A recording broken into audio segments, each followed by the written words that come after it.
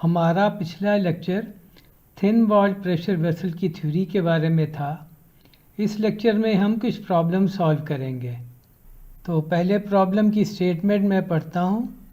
A spherical gas container made of steel has 6 meters outer diameter with wall thickness of 20 millimeter. Knowing that the internal pressure is 1 megapascal, determine the maximum normal stress and maximum shearing stress in the container. इस problem का जो data हमें given है वो ये है कि gauge pressure P जो है वो 1 मेगापास्कल है, यानी 1 न्यूटन पर मिलीमीटर स्क्वायर। जो इनर रेडियस है वो 3000 माइनस 20, क्योंकि हमें जो गिवन है वो है आउटर डायमीटर जो कि 6 मीटर है। तो आउटर रेडियस 3 मीटर हुआ और उसमें से वॉल थिकनेस जब हम माइनस करेंगे तो इनर रेडियस हमें मिल जाएगा, वो है 2980 मिलीमीटर, और वॉल थिकनेस जैसे मैंने कहा वो 20 मिलीमीटर है। इस प्रॉब्लम के सॉल्यूशन पर आते हैं। तो जो फार्मूला हम इस्तेमाल करेंगे स्फेरिकल वेसल के लिए वो होगा सिग्मा 1 इजिकल टू PR/2T।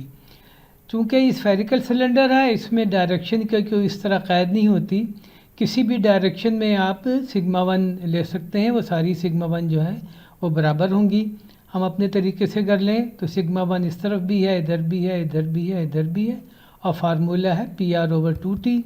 तो हम इसमें वैल्यू रखेंगे 1 न्यूटन पर मीटर स्क्वायर जो कि प्रेशर है, 2980 जो है इसका रेडियस है, और 2 × 20 मिलीमीटर यानी कि थिकनेस। तो ये जवाब आएगा 74.5 न्यूटन पर मिलीमीटर स्क्वायर, यानी कि 74.5 मेगापास्कल। तो ये जो स्ट्रेस है ये हर डायरेक्शन में है। और अगर शेयरिंग स्ट्रेस हम निकालें तो शेयरिंग स्ट्रेस इस केस में इन प्लेन शेयरिंग स्ट्रेस 0 होती है, तो out of plane shearing stress हमें कैलकुलेट करनी होगी। और जैसा कि हम जानते हैं वो आउट ऑफ प्लेन जो टाउ मैक्स है वो हाफ सिग्मा 1 होगी। तो हाफ सिग्मा 1 का मतलब हुआ कि मैक्सिमम जो टाउ है वो 37.25 मेगापास्कल होगी। तो यूँ ये इसका सॉल्यूशन हमने निकाल लिया। अब हम दूसरे प्रॉब्लम पर आते हैं। प्रॉब्लम की स्टेटमेंट मैं पढ़ता हूँ। The steel pressure tank shown has a 750 millimetre inner diameter and a 9 millimeter wall thickness. Knowing that the butt weld seam has an angle of 50 degrees from the longitudinal axis of the tank and gauge pressure as 1.5 megapascal, determine the normal stress perpendicular to the weld and the shearing stress parallel to the weld. तो ये हमारा tank है और ये किसी 9 mm की sheets को शक्ल दे के और फिर बाद में उसको आपस में वेल्ड करके ये टैंक बनाया हुआ है। तो इसमें उन्होंने ये कहा है कि इसकी 750 मिलीमीटर जो है इनर डायमीटर है, 9 mm वॉल थिकनेस है, और जो वेल्ड है वो लॉन्गिट्यूडनल एक्सिस से 50 डिग्री के एंगल पर है। प्रेशर जो है गेज प्रेशर वो 1.5 मेगापास्कल है। तो जो रिक्वायरमेंट है वो ये है कि ये पता करें कि इस वेल्ड के परपेंडिकुलर और इस वेल्ड के पैरेलल स्ट्रेस की क्या वैल्यू होगी। तो जो स्ट्रेटजी हमारे सोल्यूशन की होगी वो कुछ यूँ होगी कि पहले हम सिग्मा 1 और सिग्मा 2 यानी कि हुप स्ट्रेस और एक्सियल स्ट्रेस निकालेंगे। उससे फिर हम स्ट्रेस ट्रांसफॉर्मेशन इक्वेशन को इस्तेमाल करते हुए जो रिक्वायर्ड नॉर्मल और शेयरिंग स्ट्रेसेस हैं वो निकालेंगे। तो पहले हम स्ट्रेसेस कैलकुलेट कर लेते हैं। तो जो हमारा फार्मूला है हुप स्ट्रेस का वो है PR/T और एक्सियल स्ट्रेस का है PR/2T। तो ये नंबर हम इसमें रखेंगे तो सिग्मा 1 जो है वो आ जाएगा 62.5 मेगापास्कल, और यहाँ पर ये देखें कि हमने यहाँ पर रेडियस इस्तेमाल किया है जबकि जो हमें गिवन था वो डायमीटर था, और इसका हाफ यानी इसका आधा जो है वो एक्सियल स्ट्रेस होता है यानी कि 31.25। तो अब हम निकालेंगे कि परपेंडिकुलर और पैरेलल स्ट्रेसेस वेल्ड के हिसाब से। तो ये हमारा टैंक है। तो यूँ समझें कि हमने यहाँ से एक इस तरह करके एक पीस काट के निकाला ये, और उसमें से फिर हमने अपनी वेल्ड जो है उसमें से गुज़र रही है।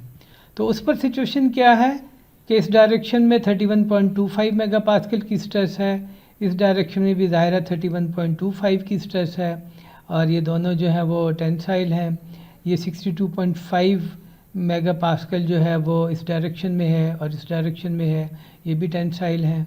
वेल्ड का एंगल 50 डिग्री है और कोई शेयरिंग स्ट्रेस नहीं है। तो हम यूँ भी कह सकते हैं कि ये दोनों प्रिंसिपल स्ट्रेसेस हैं। अच्छा, अब हम क्या करेंगे कि यहाँ से ना इसको पर अपना दूसरा हाइपोथेटिकल कट लगाएंगे और ये जो लोअर ट्रायंगल है इसको हम अलग कर लेंगे।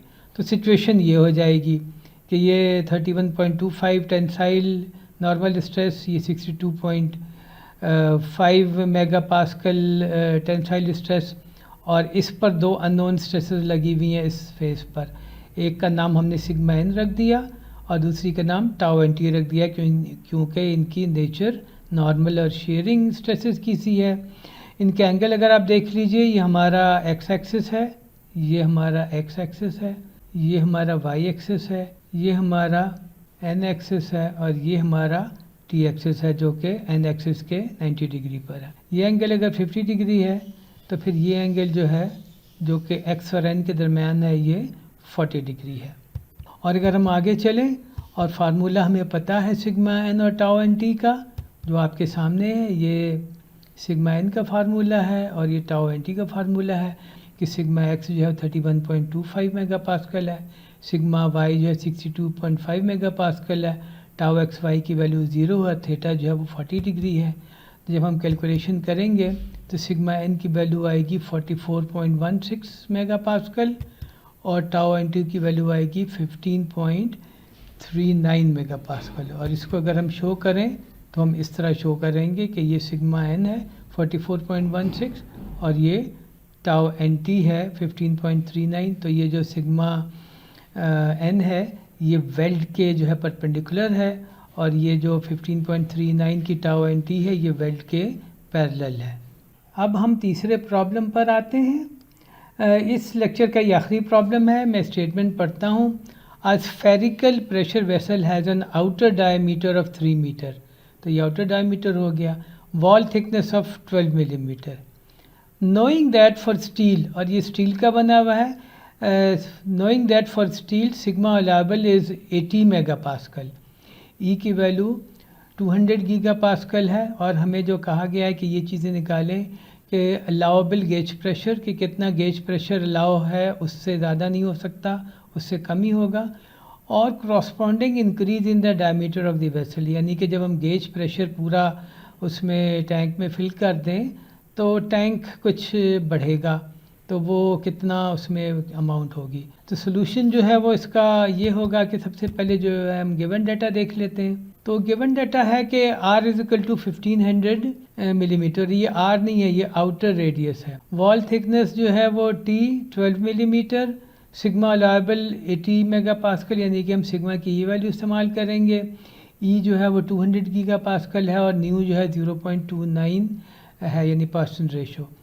तो फार्मूला जो हम इस्तेमाल करेंगे वो है sigma is equal to PR/2T। इसको थोड़ा सा मैनिपुलेट करेंगे क्योंकि हमें सिग्मा पता है और P नहीं पता।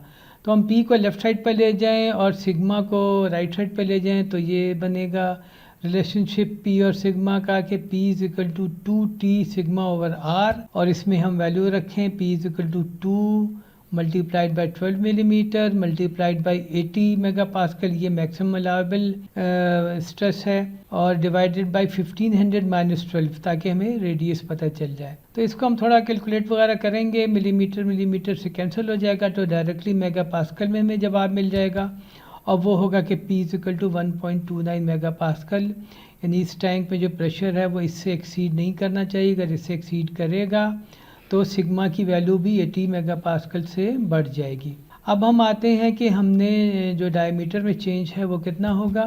तो हमारी स्ट्रेस सिचुएशन ये है किसी भी एक पॉइंट पर स्फेरिकल टैंक में, ये हम अपने प्रॉब्लम नंबर 1 में भी देख। तो यहाँ से हम स्ट्रेन की वैल्यू निकालेंगे। ये रिलेशनशिप ये है, ये हमें पता है कि इस केस में जब by axial state of stress हो तो एप्सिलॉन की वैल्यू होती है sigma 1 over E minus new sigma 2 over ई। यहाँ सिग्मा 1 भी 80 है और सिग्मा 2 भी 80 है।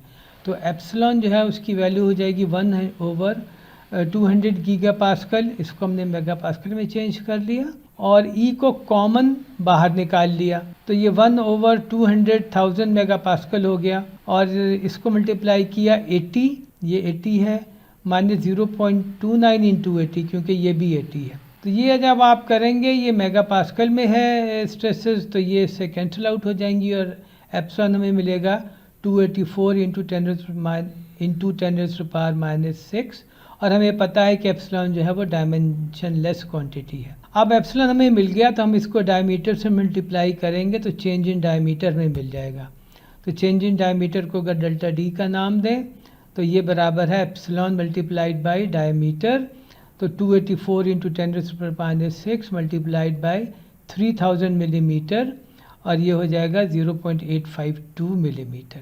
तो गोया हमने मैक्सिमम अलाउएबल प्रेशर भी मालूम कर लिया जो रिक्वायरमेंट थी, और दूसरा पार्ट था कि चेंज इन डायमीटर निकालें, तो वो भी हमने मालूम कर लिया। Thank you very much. उम्मीद है आपको ये लेक्चर पसंद आया होगा और प्रेशर वेसल्स के बारे में आपके जो कॉन्सेप्ट्स हैं वो मज़ीद बेहतर हुए होंगे।